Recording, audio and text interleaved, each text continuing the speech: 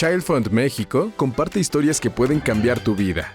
Clara, Diego y Arturo descubrirán que en el lugar donde viven existen sonidos únicos y maravillosos.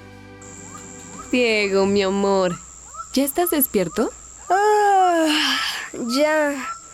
Mamá, me despertó un ruido. Tut, tut, tut, tut, tut, tut. Papá, el jugo de naranja quedó muy rico. Qué bueno que te gustó, mijo. Acábatelo todo. ¿Les gustaría ir a caminar, al parque o a la siembra? Sí, sirve que... ¿Escucharon eso? Tut, tut, tut, tut, tut. Yo no escuché nada. Escuchen. Ya escuché. Es un pájaro. ¡Diego! ¡No te alejes mucho! ¡Puedo volar! ¡Puedo volar!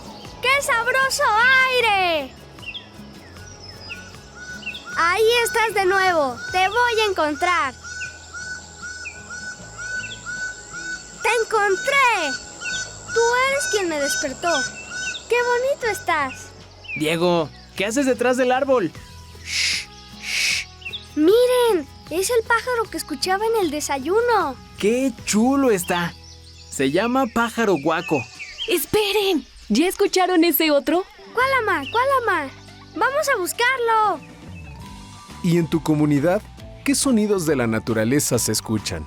Explora con tu hija o hijo tu comunidad y descubre nuevos sonidos. Este proyecto es realizado con apoyo de Fundación Lego.